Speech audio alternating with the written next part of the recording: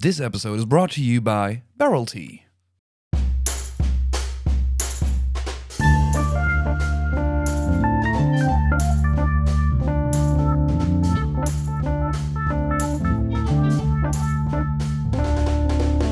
Welcome to our weekly whiskey podcast episodes. Normally we do it in Dutch, but today we got a very special episode. We are talking completely in English today, and we're talking with Tobias and Aleksander.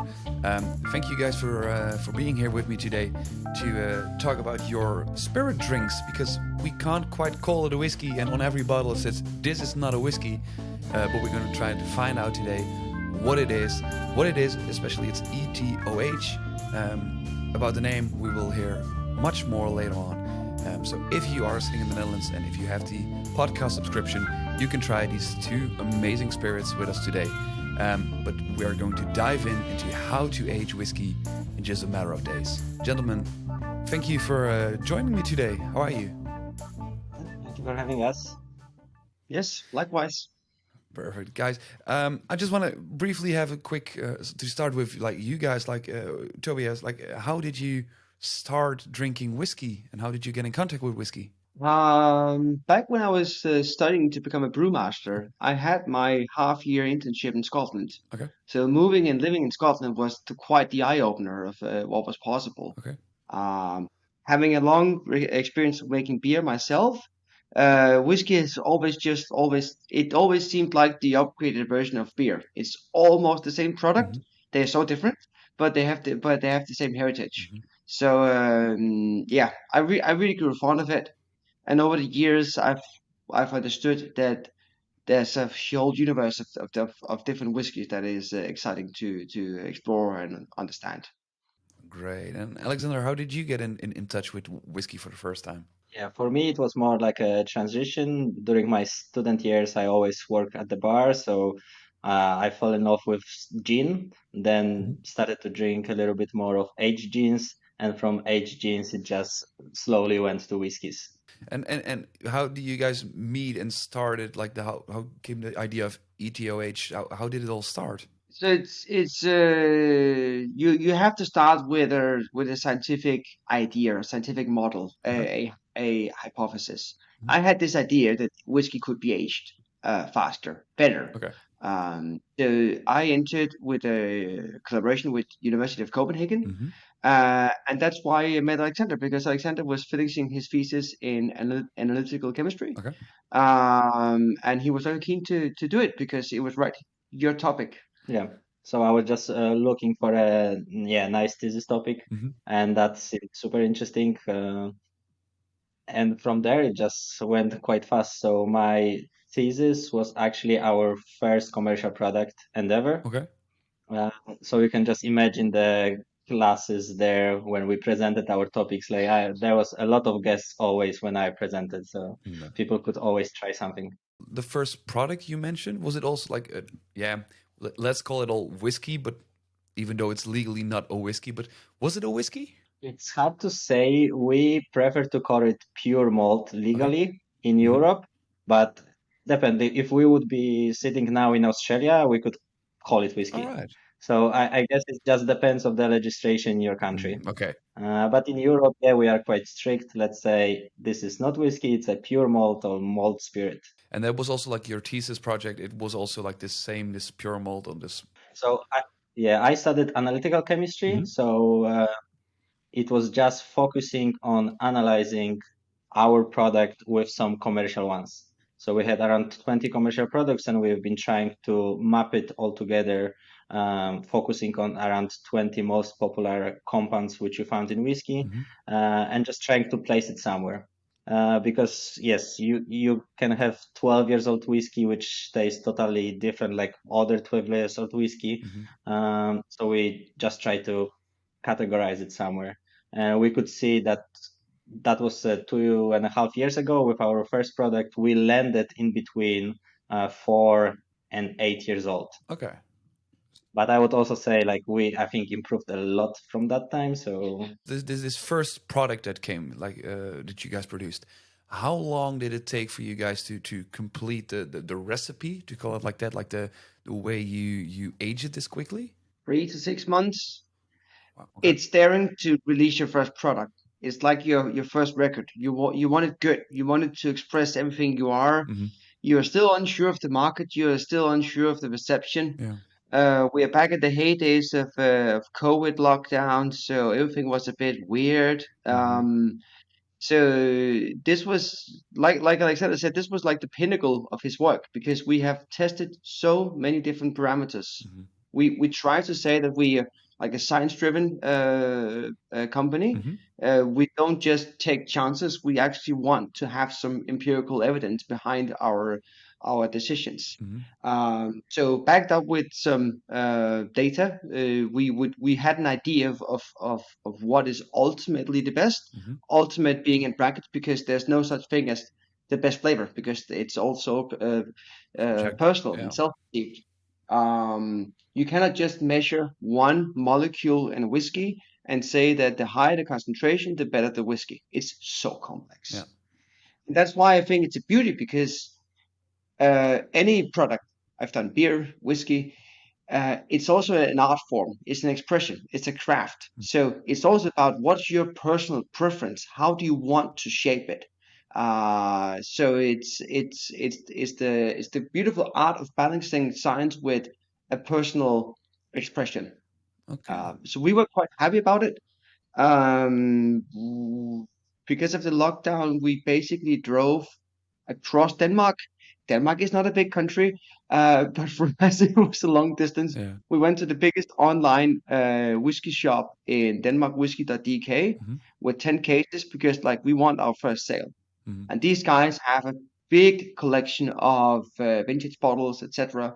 And we managed to sell the first cases in the first weeks because they were daring enough to put us on a whiskey homepage. Okay. Um, and I think soon after we quickly wanted to hand out samples to different people of the industry, key tasters, etc. Mm-hmm. And the overall reception is this looks, feels, smells, and tastes like whiskey. And you can start with storytelling. What you want to define it, what is it then? Mm-hmm. But most people agree it's whiskey. All right. And I may also just clarify because it took 3 to 6 months for the final product when we already had the running machine. Yeah. So of course, like I joined more on the finish line Mm-hmm. when I met Tobias. The machine was almost complete. All right. We just needed to like have some commercial tests. Mm-hmm. But Tobias was developing it for 3 years before I met you, probably something like this.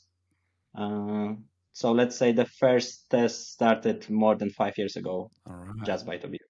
Okay, we are definitely getting way more in depth on the machine itself. Before we do so, I just really want to quickly talk about like the name and the branding itself, like EtOH. What does it mean? What does it stand for? We're both, I would say, chemists. The official abbreviation of ethanol, Mm-hmm. alcohol, Mm-hmm. is EtOH or EtOH. All right. And for me, it carries a personal story because I was the founder of EtOH, a brewery here in Copenhagen.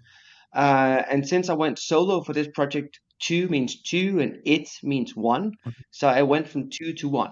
So that was like my little personal All story. right. We wanted to create a name that had no geographical relation, cultural relation. We're not a monastery, castle, a glen, Yeah. whatever. We are just making spirits. We are trying to be naked. We're not trying to hide us behind some facade of old times and castles and valleys. Mm-hmm. We speak with our products, not with our branding. Then let's talk about the product, shall we? I want to start with the basics. It is a spirit, and you have built a reactor. What do I need to think about when we're talking about a reactor in whiskey terms?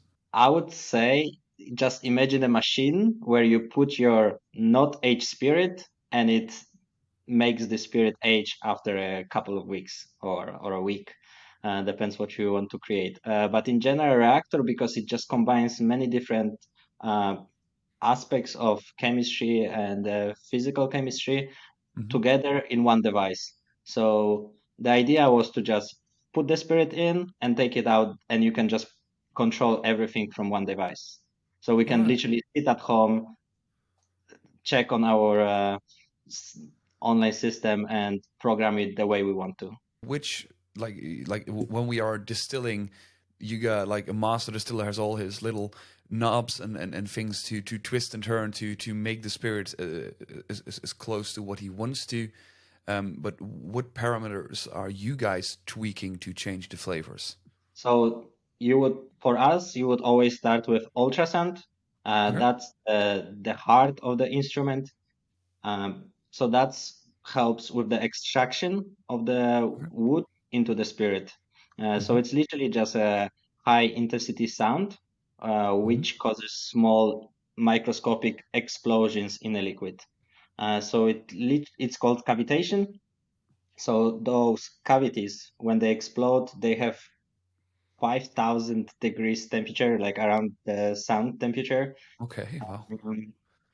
And that's what enables us to extract very fast. But of course, extraction is not the most important thing, I think, in whiskey aging, because it's not a problem to just dump a bunch of wood chips in a spirit. You're gonna extract a lot of wood flavors. But you really want to target specific compounds. That's why we are able to tweak and adjust the ultrasound with different amplitudes to extract what we want to. And then we have different parameters like oxygen, the temperature at which we carry everything, pressure, and the flow rate. But we mostly adjust ultrasound. All right. But you have this reactor, you put in a spirit, but you also need to, you mentioned like the extraction from wood. Does it mean like you're putting staves in the reactor itself or wood chips, or how do you guys get this wood introduced to the flavor, to the spirit? I think we started with staves, and that was also sort of the inspiration for the Reactor name, because it's not plutonium staves, but it's oak staves. So we started out with a mix of used barrels that we sourced, the classical stuff like the Sherry, Oloroso, Pedro Jimenez, Port, all the classics, ex-bourbon, to try and understand them. We had a student who did like full microscopic analysis of the wooden structure, etc., like really understanding what is inside wood. But we quickly realized, I mean, oak is great. Nothing bad to say about oak. But we don't require a barrel. We like wood with a nice heritage or a nice flavor, but it does not need to be from a barrel, because we don't need to put it in barrels. We take apart the barrels. And that's why we started experimenting a lot with different wood types. One of them we're going to taste today, because basically most wood types are similar, but they carry so many different characteristics, and some of them you physically cannot build into a barrel. It's either too porous or it's not flexible enough, etc. Various reasons for why you can't build barrels out of this wood. So we offer an option, people of tasting something that could normally not be done in a barrel. So that's why I think it becomes really interesting. We have a respect for the craft. We like to make products that carries the same flavors that you expect from a classical Scotch whiskey. But honestly, it's more fun to do the things that have not been done before. And experiment with which might not be possible traditionally. I just want to explore this because, like, I find like talking about like a spirit and stuff like that without actually trying it makes it very hard to understand. So I just want to focus on one product first, and hear the story from your guys' perspective.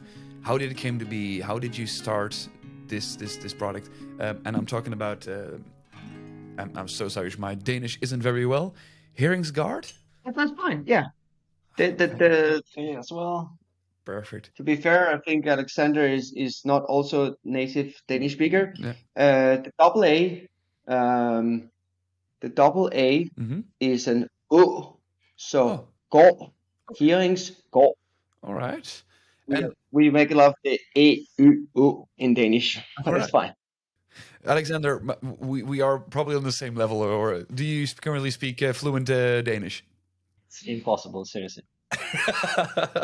Honestly, I'm very proud. I've been to Bodegraven many times for the beer festival with the Molen.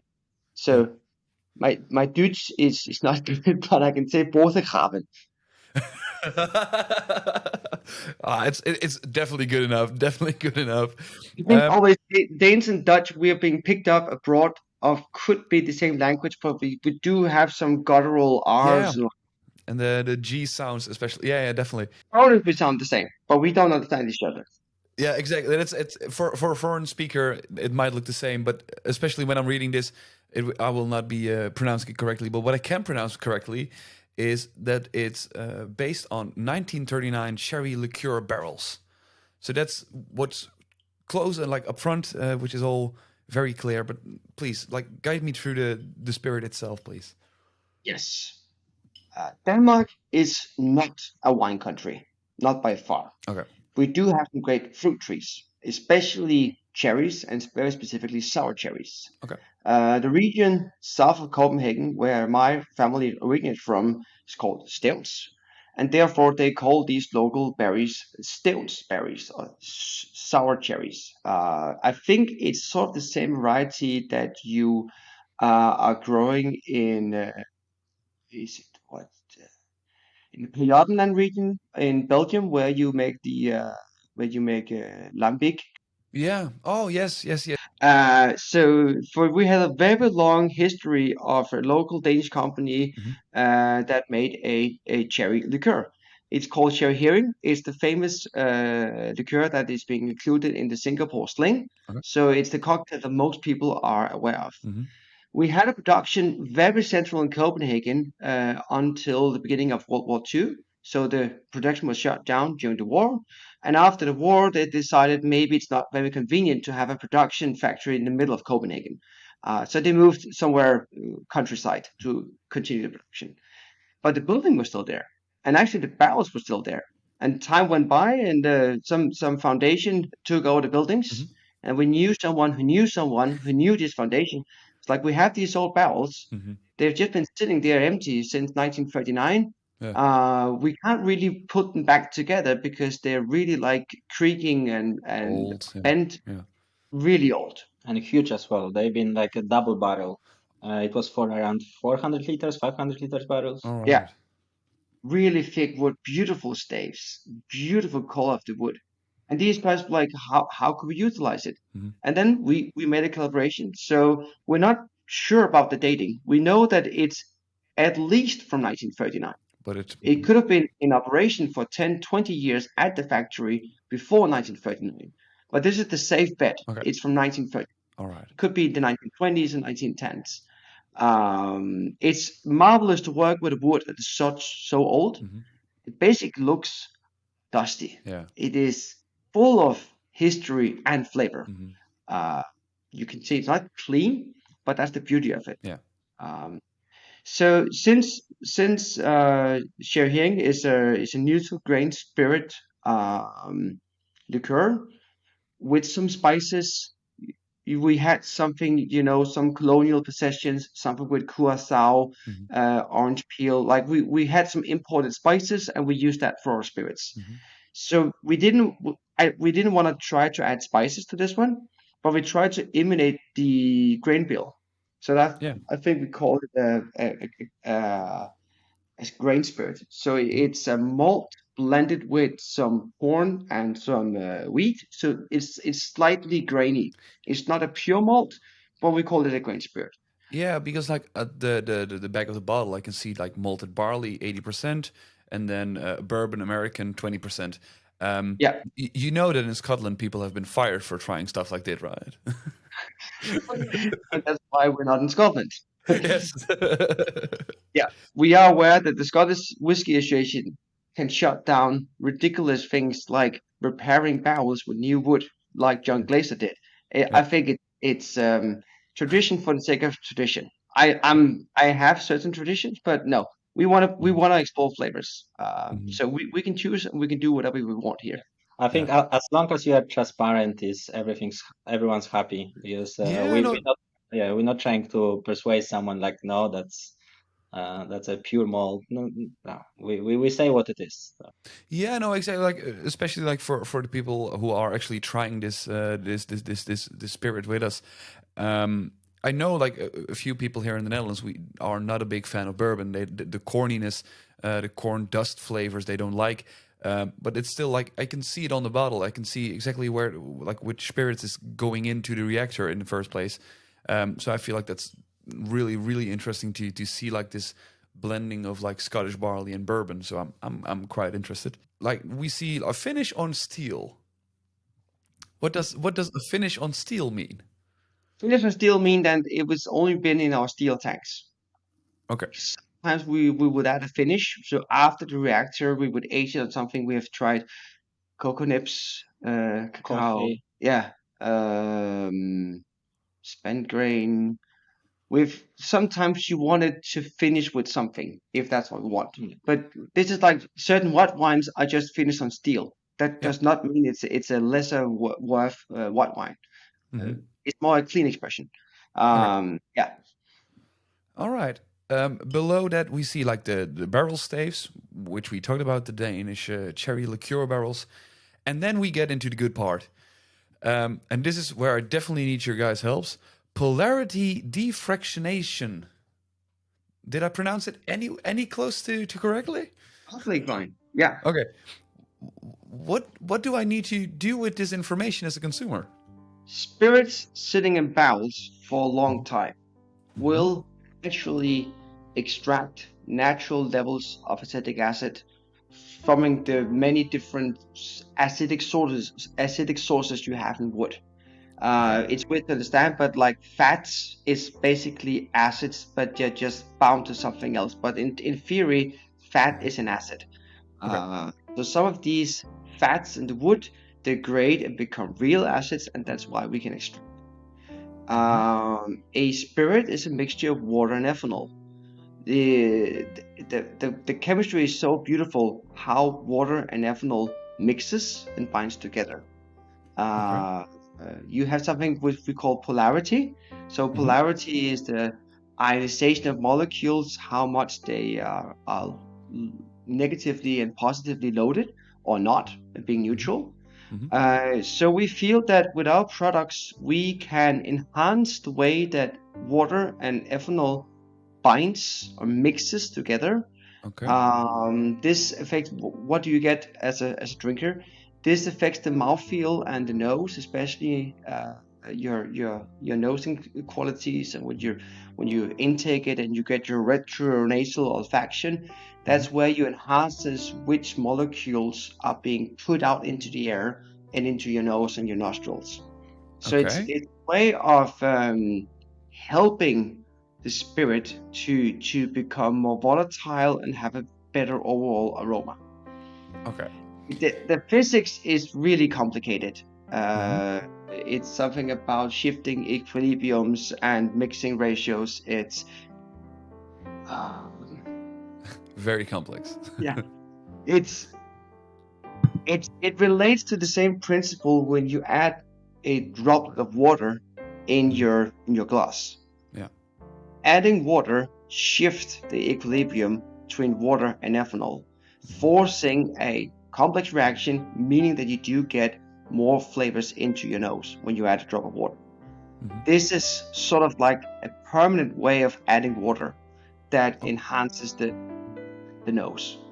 And is this something which also occurs naturally? Like when I just do the traditional way of putting a spirit into a barrel and letting it sit, this whole process will be, over time, will be like being done naturally, right? Yes. Because most woods, especially oak, will contain natural amounts of acetic acid or other various acidic forms.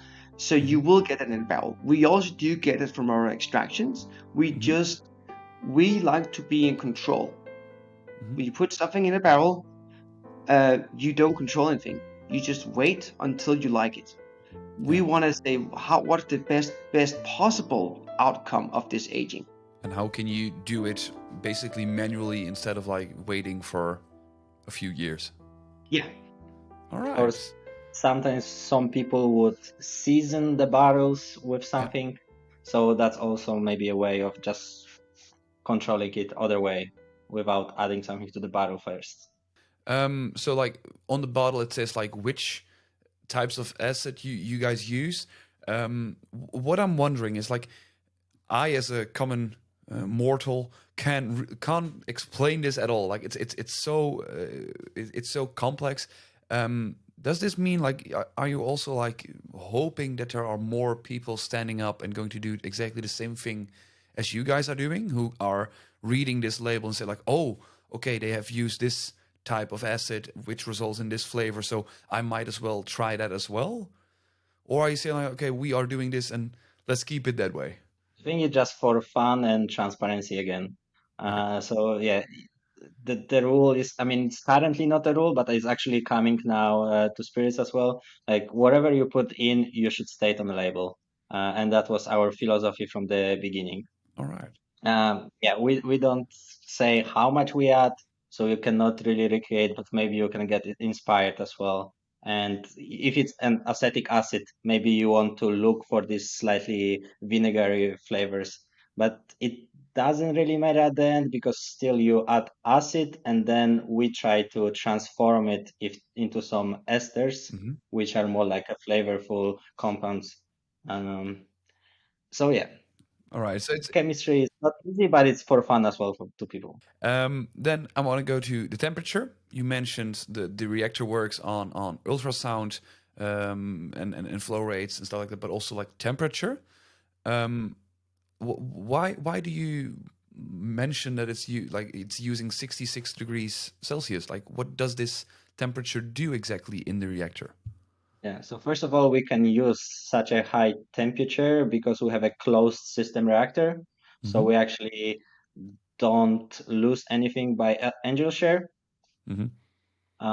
And 66, 68 degrees is a perfect temperature for esterification and transesterification. It's where it's the most efficient. All right, I want to dive into those really quickly. What is like first of all, what are esters? Because we've heard about it a lot, but what is an ester?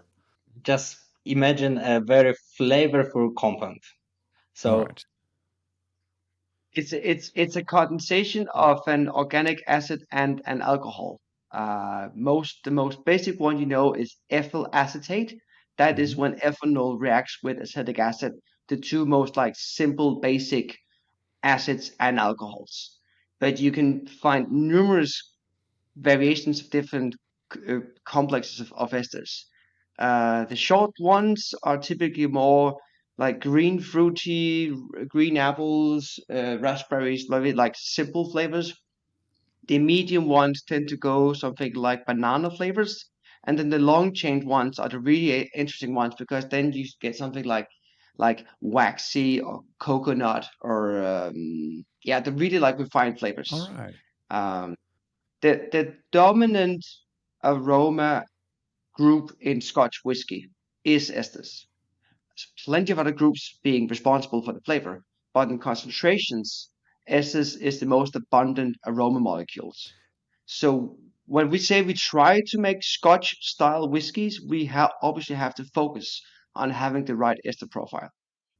And so you take a look at like common Scottish whiskies, try to figure out which esters there are in this spirit, and to try to explore like how can we recreate these same esters in fewer time, lesser time. yeah, but just like it's thousands of All compounds. right.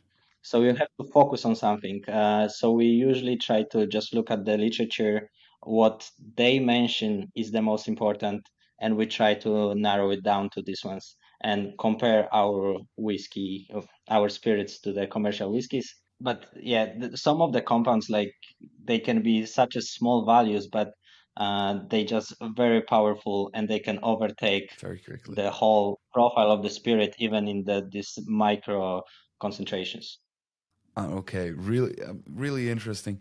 I just really want to just try it out. Like you also mentioned, like the craziness factor on this one is just one. So I'm starting pretty tame out here. Released in 2022, so it's a very recent bottling at 45% alcohol and 12 days. It has been aged. Really do love the 12 days of age on the bottle. I really love to see it. So I'm going to pour a glass and really looking forward to let you guide me through the flavors. To be fair, I think the scales we put on the back, Mm-hmm. it's our relative interpretation. Because some people are, well, I love peat. Some people don't like peat. So we are just fair to inform people what's the peat level on the scale. Yeah. The aging level, because we think time is relative, we don't write this is a 3-year-old equivalent, but we have scales like this is like old or younger, because we think more it's about the expression. Mm-hmm. I sometimes prefer younger whiskies because they tend to be more straightforward, more fruity, more dense in the composition. Mm-hmm. Older whiskies can get very refined, but also maybe a bit too boring to my personal expression. And then the craziness factor, it's a very scientific term. Yeah, definitely. Just basically say, is this something is it safe to serve at home with a lot of guests in your house because everybody will like it? Yeah. Or is it like, is this for your best mate because you're gonna try something really special? All right. This one is quite safe because it really carries some classical deep notes. I mean, nothing is being experimental here. Rather the contrary. All right. So it would also go from like classic to novel spirits from us. Okay. So yeah, the classics are. What can I expect from the classics in your range? Yeah, we just try to recreate something which you are already familiar with. If we would give you some crazy spirit and ask you like, yeah, what do you think? You would probably say, yeah, that's interesting, but you have just nothing to compare it to. So we need to have a couple classic expressions for you to try it and say like, oh yeah, this actually tastes like this whiskey which I had like this time. And you can actually say if you like it, if you don't like it, and if it's good. All right. And the novels are more like the experimental and way higher on the craziness scale. Yeah, and the novels no one ever made before, so it's just ours.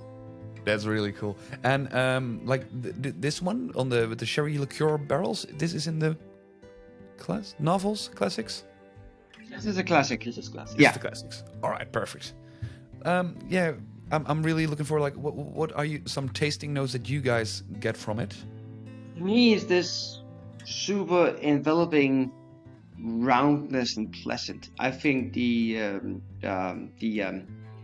spirit fumes are quite well tempered, so you don't get that like boozy stinginess in your nose. I think it's overall sweet, mellow, oldish, bit oakish, just really down to earth. It's mellow and simple. Not simple. It's Clean. Clean, yeah. Clean. Okay. Yeah. Try to have all these directions going down parallel. It's very like settled. Mm-hmm. Okay. And for me, it's very Scotch-like. Maybe the bourbon actually refreshes it a little bit, adds a little bit of sweetness. But yeah, probably in a blind tasting, I would say this is Scotch.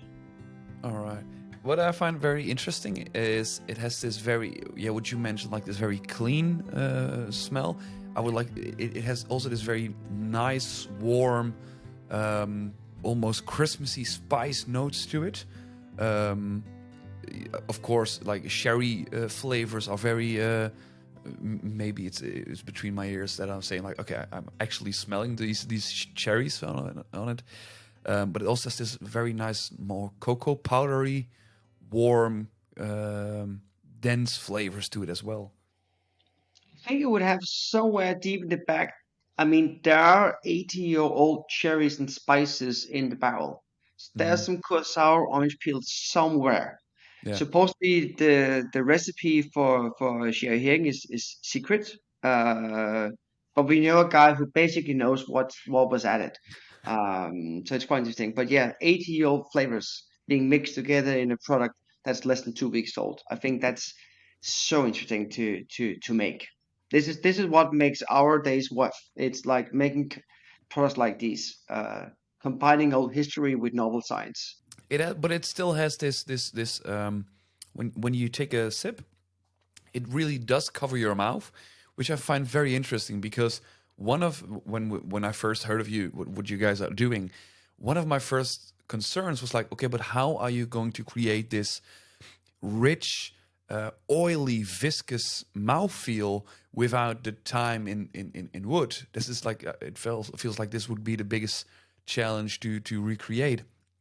While taking a sip, I still feel like, okay, wow, it does have this rich, viscous, oily mouthfeel, which even some younger traditional whiskeys of like 6 to 10 years that they still don't get. But here you get to do it in like 12 days.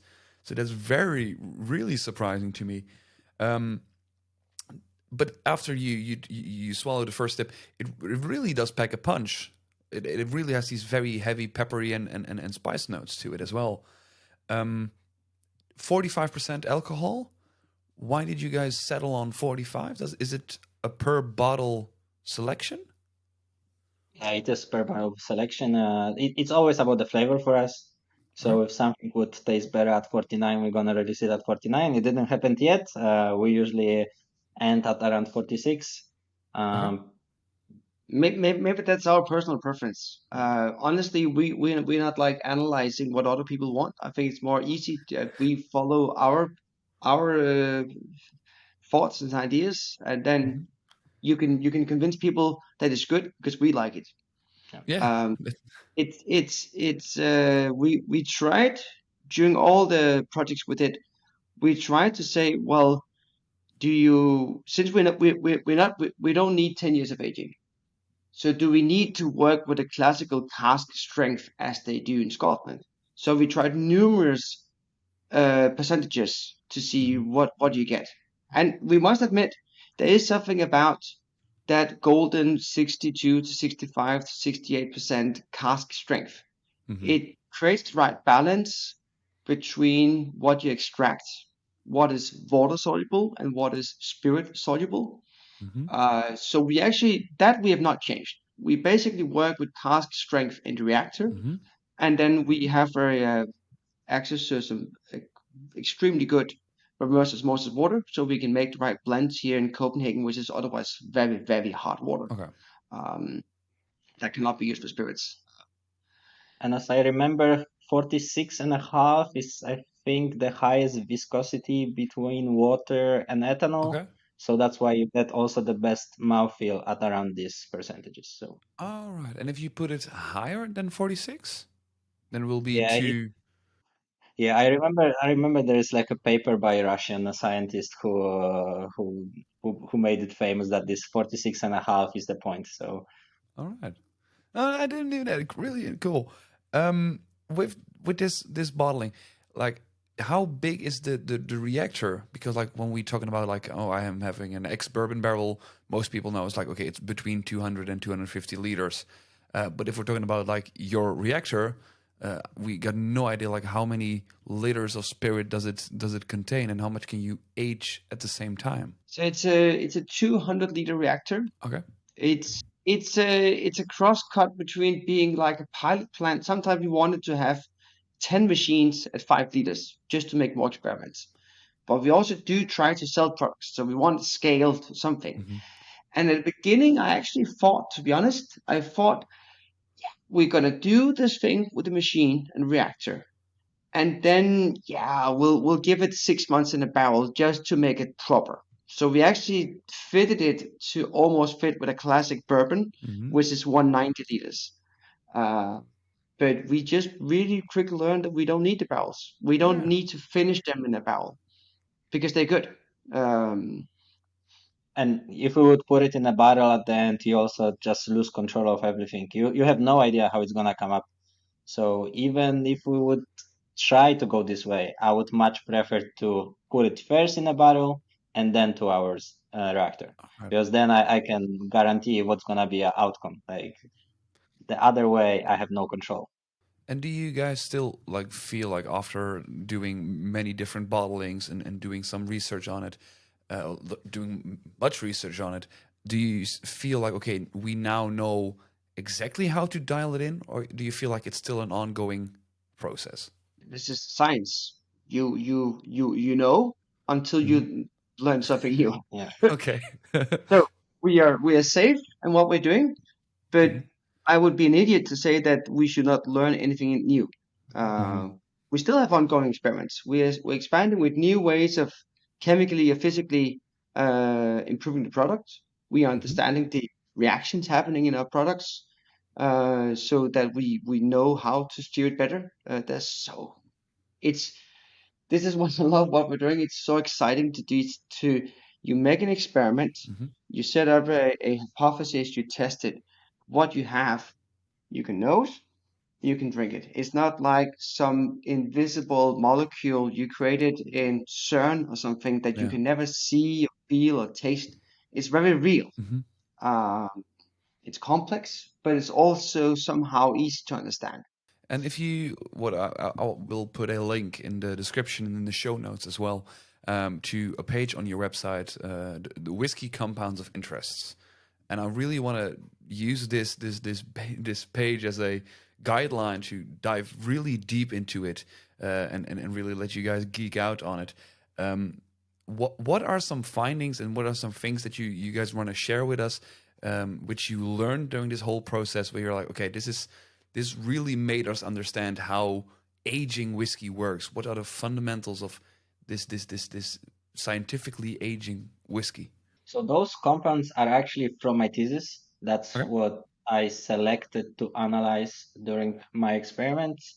Uh, and it was quite eye-opening because it was, I think, reading 50 articles and everyone just mentions different compounds. There is no guideline by anyone saying like, yes, if you want to check the age of the whiskey, you have to check those compounds and you Mhm. compare it to this and you're gonna come up with the age. Mhm. Like we've seen whiskeys 12 years old and 2 years old more similar than two 12 years old. Yeah. So it's so hard to say how what's age of the whiskey looking just at chemical profile. At the end of the day, you have to try it and you have to place it somewhere. Um, and so it's like, can I conclude out of this that age is very unimportant? But what would you say it's aged or like what's a 20 years old whiskey? Like we ask so many people about that. Everyone gives different answer for that because we think you would not say it's a lot of oak. It's actually kind of diminishing Yeah. over years. It's very subtle. Um, so yeah, definitely, I don't think age is All everything. right. And so. And then you compare Cavadan whiskey. Mhm. I mean, they can go for shorter times because they have higher temperatures, which is basically proving our point that temperature is part of Mhm. the aging. Um, 50-liter cask versus 600-liter cask, they work different. 3 years in a small cask Way more is intense. better than 12 years in a classic Mhm. standard size. But then people argue, yeah, then you had more wood, but you didn't have enough like transformation. You cannot cheat 12 years into 3 years if you just go with a Mhm. smaller barrel. You're probably having large extraction. You have a larger oxygen intake. There's so many factors playing in. The is the barrel close to the corners of the warehouse the best because you have higher day-night temperature Mhm. fluctuations? Is the Norwegian Linje the one being shipped to Australia and back again in barrels? Is that a better aquavit because you have motion at sea? There's so many things that plays into the aging spirits. We try to say that aging is time Mhm. is relative, um, and we think it's better to understand what is inside the product than just putting a year tag on the bottle. Okay, and if you take a look at Scotland, I jokingly said like people have been fired for doing this stuff in Scotland, but there is a there is a truth to it as well. Um, do you see this as a bad thing that this whole Scottish whiskey world has been so you stuck in this? We've done this for hundreds of years, and this is the only way to do it, or do you also somehow do appreciate the tradition and the old-fashioned way of doing things? I mean, I think it's good for them that they have such a business, and it's untouchable. Like it's let's be real, it's not gonna change. So we're not even trying to fight it. It is what it is. There are other countries like Ireland, which is a little bit more easy on the rules, and they can experiment.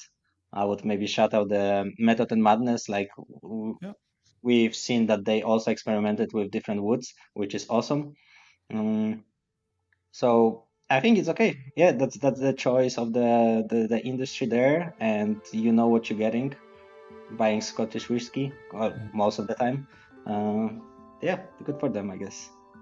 But I mean, you can find, is it Weihenstephaner, some of the old German breweries dating back 500 years, back to the birth of the German Reinheitsgebot. They make fantastic good beers. Yep. But there's also numerous great craft breweries producing great new products with new recipes, with new hop varieties. I can't say one of them is the better. They both make great products, but with two very different ethoses of how to make it. Scotch whiskey is nice. I like it myself. I do drink it. I drink most spirits I can get hold of.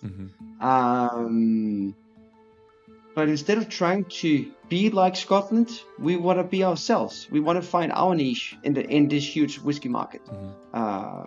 We think this is a better solution because if you're being a bit hard to the Scots, you can ask them, why did you start barrel aging spirits? You had your rough, harsh new make that you were drinking like an everyday drink, and suddenly you started barrel aging. And the good story is, they tried to hide it from the taxman. So the reason why they went with the barrel aging is not because, this gives nice flavor after 10 years. We're just finding an easy way to store spirits. It was a practical solution. And but you mentioned like you more want to be like your own type of product, and I want to continue on that thought. But do you see like this, even though it's not legally allowed currently in the EU to sell it as whiskey, do you still would like to place your products on a whiskey shelf in a store? Or do you say like, no, we are the future, we are a new type of product?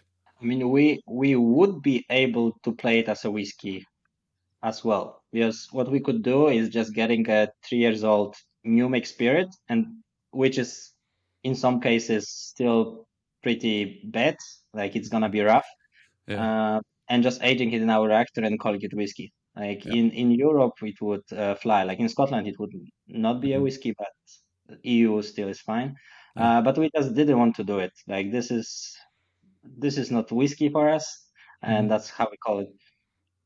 Really, but I think in most places we are on the whiskey shelf, which I like because it's also it's a quality sign. So we play the whiskey reference. We write pure malt. We can even write single malt if you get hold of single malt spirits new make. So it's I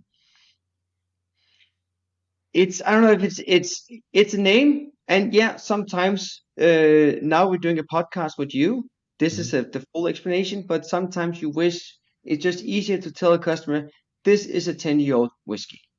Period. People know what it is. People know if they like it or not. We always need that little extra but to explain this is like a 10-year-old whiskey, but it's not whiskey, etc. Yeah. We sometimes say it looks like whiskey, it smells like whiskey, it tastes like whiskey, but it's not whiskey. It's not whiskey. So. But that's, to be honest, one of the things that, first of all, that I noticed, and whilst talking to Robert from Confessions of a Whiskey Freak, we both said like the this is not whiskey really is cool. It really does. It somehow tells you still that it looks like whiskey, it smells like whiskey, it tastes like whiskey, but it's not whiskey. But it's still it's fine. It's good. But I want to go to the next. This is not whiskey because I feel like this one is, it is way higher on the craziness scale, which gets me really excited. We got here the White Forest. Can you guys guide me through this one, because this is something very, very different, I believe so. This is just trying to mess with everything. We took two totally different new make spirits. So one is German rye and second is peated Scotch new make spirit. So it's really quite a mix. But then we decided to don't go with oak at all and take some more intense woods. So we went for cedar and a chestnut. Okay. And actually, I have to confess that the idea was to make it fully chestnut. Okay. Fully cedar. Cedar, sorry. Yeah. Fully cedar, but it was just so intense that the craziness scale was Too small. 11, yeah. So we had to balance it a little bit with chestnut, which is more similar to oak. To be honest, when I first read the back of the bottle, I was like, this is so amazing. This is basically if you got a traditional single malt Scotch drinker and you want to really piss them off, this ticks all the boxes, and I find it amazing. German rye, is it like? Can you tell me a bit more about this spirit? Because a peated Scottish barley we are quite familiar with, but German rye, that's something new to me. It's the Germans are just like the beers. They're very good at producing very, very clean products with a very clean. It's a very open canvas for adding flavors. So it gives a sweetness that's quite required to match the high oily bitterness you get from the cedar. So it works well with the sweet matching the bitterness. Something to dilute the peat, so it's not full on peat, but like an expression of peat. So it's a nice tool in our toolbox, because we have different spirits that serve different meanings or positions, holes to fill. So this is an interesting mix, and I say the story about this is. What I'm most proud of is we have a very experimental high-end restaurant in Copenhagen. I went to the head some year of this restaurant because obviously who does not want to be featured in this restaurant? Definitely. And I'm proud to say that we got rejected because they said this was what for us. They said it's too experimental. Like, yeah. Okay. We are being more experimental than the most experimental restaurant in Copenhagen, and we have quite a cooking scene. So actually, I would say 50-50. People love it or people hate it. But to be honest, isn't this like a bigger compliment to get? I think it's a bigger compliment. What you do, you are ahead of the race. You're all by yourself. If you said, yeah, I've tasted 50 product like yours, it's boring. We already tried it before. Like, we're not trying to be those guys. No, and I feel like you're definitely succeeding because it has, what I do, like, I'm a big fan of a very nice American rye whiskey. I'm really specifying American rye here because this is German rye, so it's completely different perhaps. But I do get all these very nice these eucalyptus, mint, turmeric, all these very nice explosive flavors to it. But it's all wrapped in something where, like, okay, this is all combined into something which I never smelled before. In general, I think rye is much more interesting, and there's just more stuff in rye whiskeys, usually rye spirits. So it's also nice with this one that every time you sit, you're gonna find something else. There's just so many different flavors. So whatever you set your mind to look for, if you're just gonna sit now and look for cedar, you're gonna find a lot of cedar, but maybe next night it's more of the rye flavors. All right. Yeah, I think you're absolutely right with the eucalyptus and mint. For me, cedar also expresses a bit like pines. There's a piney, I call it almost like Mediterranean sea breeze. It's so complex, but this is an example of a wood, just like similar to Nordic birch wood, that it has so many oils in the wood. So even also the dosing, this one, like Alexander said, we first tried only with cedar, and it was like extremely harsh, no mouthfeel, like extremely astringent, watery, yeah, Almost bitter. yeah, fantastic nose. Like the smell was fantastic when it was working on its own, but it was undrinkable. So this is the right balance, but it's so expressive. What you mentioned like before you added a different type of wood, this watery mouthfeel, and now I'm gonna. This is something which which I haven't wrote down to ask you guys, but it's just something that popped up in my mind. We are also currently seeing a big trend of alcohol-free spirits, especially in the bartending and cocktail scenes, to create a whiskey without any alcohol in it. But to be honest, it's a miss. It doesn't have the mouthfeel and the texture to it. Do you guys feel like, with all the knowledge you guys have, that you could actually recreate an alcohol-free whiskey which feels like whiskey? We tried. Okay. Okay. So it was okay, but it was definitely not up to our standards. Okay. So maybe one day we'll keep trying. It's getting better, but yeah, like it's okay when you try to mix it with some cocktails, but the moment you try to drink it neat, it's just not it. It tastes like water. It just feels like water because of the mouthfeel, as you mentioned. Yeah, and that's especially what I meant, like what I also experienced with all the different whiskey brands which are alcohol free. But I was just wondering because like this adding of the chestnut, it gives this more body to it. Perhaps this would be the big solution to finally create an alcohol free whiskey which might be palatable on its own. It's simply put down, alcohol, ethanol, is a solvent. It dissolves things, molecules.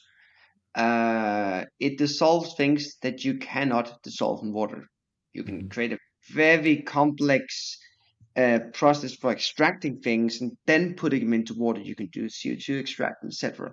But it's always, you cannot fake the mouthfeel, the viscosity of ethanol, which is widely different from water. It's the way ethanol and water works together. It's so many things. And like we just mentioned earlier, the esters require an alcohol. You cannot create an ester without the presence of an alcohol. Okay. It's fair to go for sober drinking. We acknowledge it, and people should be free to choose what they want. We think that our products is here to be enjoyed for the taste and not to be consumed in high volumes. No, definitely. Like we always say, like drink less, drink better, and that's exactly. But it's just, I was just wondering that for a second. I'm gonna take a quick sip. How do you guys feel like the White Forest changes compared palate to nose? Like, what are the differences which you guys get out of it? For me, it's just like entering a sauna when you smell it. It's this chestnut dominating. It's not cedar, again, cedar. Is this citrusy, almost juniper gin like expression? It has a bitter note playing your tongue. It's slightly astringent. You get that little bit of puckering in your cheeks. So it feels different. Remember that when you drink, when you taste something, it's a combination of your taste and aroma, but also your feeling sense. The same way that when you have a chili burn, it's actually your skin feeling the chili. You don't taste it, but you feel the chili. You feel mustard. You feel horseradish. So bitter compounds is something that you feel, but you can also taste them. This plays on one more sense in the way that it carries some astringent bitterness, which is can be upsetting for some, but I think it's interesting. In a Boulevardier cocktail with vermouth, it's beautiful, but it's expressive. Yeah. And it's a very long finish, actually. It doesn't really disappear. No, yeah, that was the first thing when we tried it here. What surprised me is like it's so long. It's such a long finish. It's very very complex as well. at which you mentioned, like the 50-50, like you hate it or you love it. We also noticed this this result where I was like, to be honest, I was really interested in the White Forest. This personally, from the two that I had, this definitely is my favorite. But like Lucia, our co-host normally, she really liked the I'm just gonna try it again. Heerings Gaard. This one, she really liked it way more because of its more recognizable as a whiskey, even though it's not a whiskey. Really cool. You are aging, and you've got a lot of knowledge about aging. Does it all, like, after having your own brewery, do you also feel like I want to distill and then do the whole process from beginning to end completely by myself? Some part of me, yes, but the idea of moving abroad and putting up machines different places in different continents, being able to work with so many more different spirits is, I think, more interesting.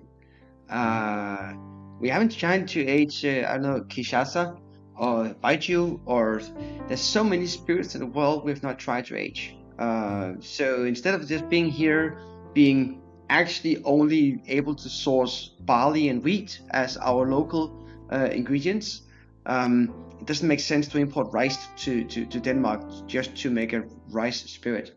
Yeah. So I think I would rather build more machines. We want to build machines that are different, machines that are adapted to different products. Could be better adapted to rum, could be better adapted to cognac. If there would be any Frenchman so adventurous to bypass the aging. It's about culture. We normally feel like some countries they just want to stick with the old ways, which is fair. And then with the other countries, it's like, let's go all in. I think the US is a great example of a country with a quite established scene of other accelerated aging companies. So I think there's there's bigger interest in it over there. There's less tradition. It's a younger country, you could say. Spirit scene is younger. So it depends. But yeah, I do miss the smell of mashing malt in the mornings. Like the whole house is just filled with that sweet flavor. I do miss that flavor. Yeah. Maybe a micro distillery just for like a limited editions. Yeah. Just a small still, small everything. Yeah. And do you also at this current stage, do you feel like, okay, we want to build more machines, more reactors, stuff like that, but what is like the concrete, like what's the next step? Like what is the first thing where you're like, okay, next thing after recording this episode I would love to do? We started out thinking that we can make a great machine, but let's maybe use a barrel, like I said, just to finish it. Then we learned, okay, we don't need the barrel, we just need the wood. Recently we had the hypothesis, like, do you really need the wood? Like, why do you need wood? Because we let's try without it. Yeah. So we have an upcoming release made together with a famous brewery from the Nordics. And in this, we had them ship their spent grain from a stout. So the grain, the malt that is left from the mashing and the lautering process, you call it spent grain. We call it mask. Could be similar in Dutch. So because mask, spent grain is fibrous, it's tannins, it's phenols, and has some slight levels of acids. So on paper, it acts like wood. The great thing is it carries a stout flavor because it came from a stout beer. So instead of felling trees, cutting into the hardwood to making proper barrels, and then disassembling barrels to make our process or any other barrel aging, we actually take an upcycled material which has potential of giving the same flavors or even better flavors. I think then you can say this is not whiskey, because we took away the entire wood part of aging. If you take a look at the current bottles you guys have, what is the longest you put anything into a reactor? 14 days, I think. Okay. We've been experimenting with some stuff, like just trying to even push it 3 weeks, but we see diminished results. So like at 2 weeks, it's our perfect timing, to be honest.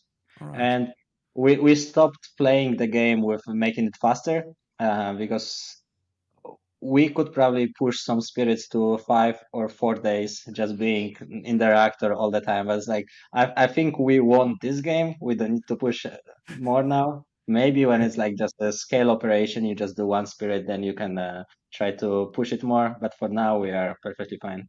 Really cool. Pushing it to a few days. That's really nice.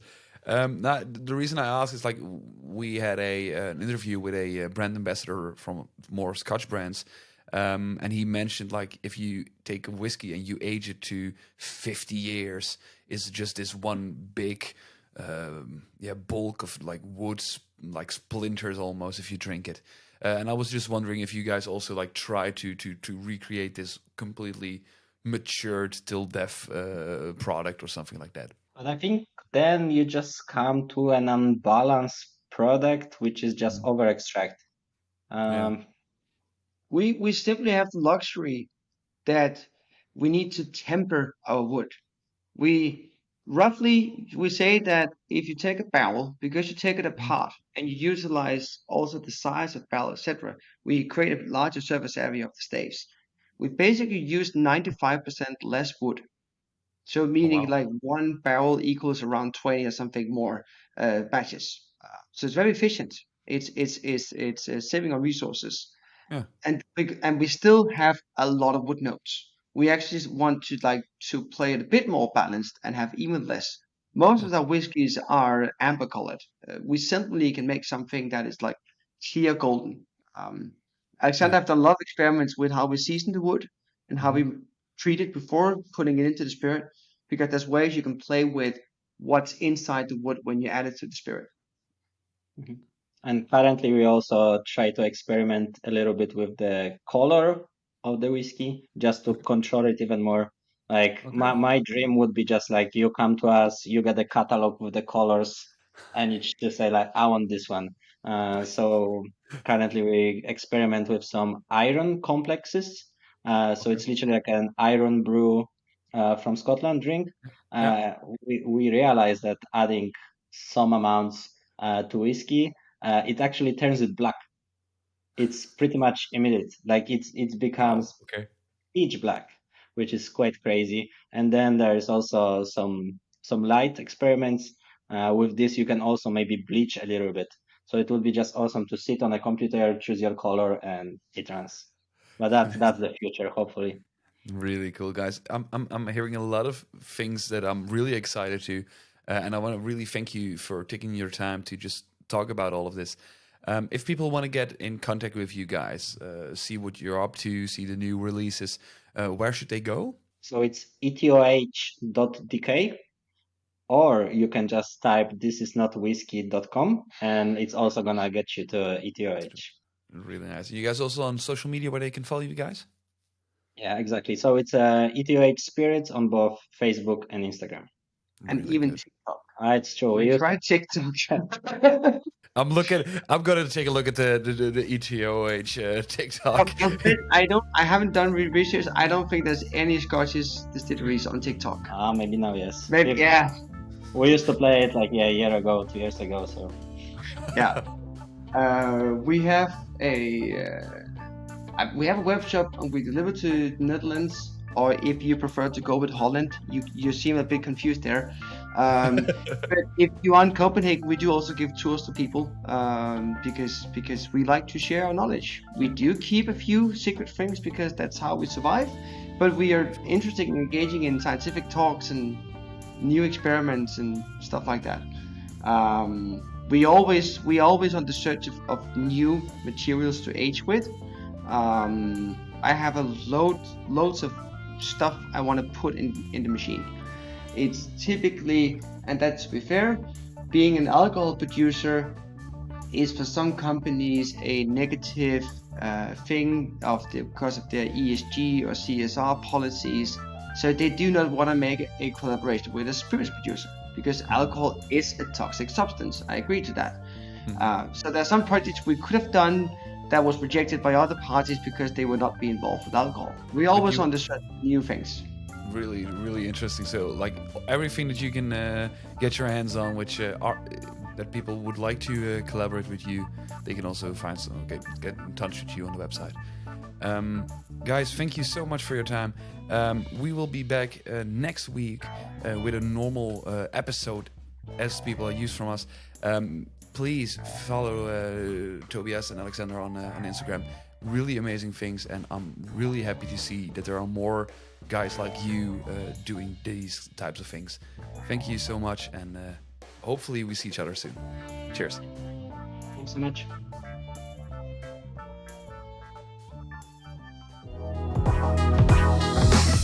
Hey, Max. Hello, Lucia. Hey. Yeah, we got some great news. This episode is brought to you by Barrel Tea. What's barrel tea? Barrel tea, the name suggests it's tea, but there's no tea leaves in it at all. Mm-hmm. You got 4 flavors: Scotch, rum, bourbon, and cognac.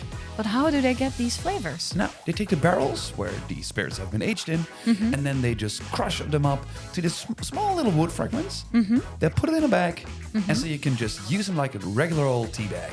Put them into your hot water so they can infuse, and they'll give you a nice warm cup of spirit-flavored tea.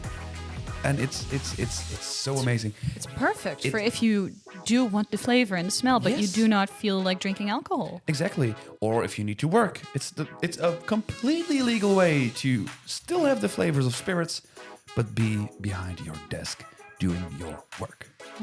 It's really amazing. And it's lovely. It really has the flavors of your favorite spirits. It has this very nice complexity, and it's amazing. This year in 2023, at the London Spirits Competition, they won silver in the category non-alcoholic spirits. So they did. It's even that's amazing. Even professionals really do love barrel tea. I'm really happy that they sponsored this episode. So if you want to explore barrel tea, or if you want to know more about it, if you do want to buy it, go to barrel-tea.com. You can buy the tea online in 12 different countries. And I'm so sad my cup is almost empty. Oh no! Would you like me to make you some more? Yes, please. All right.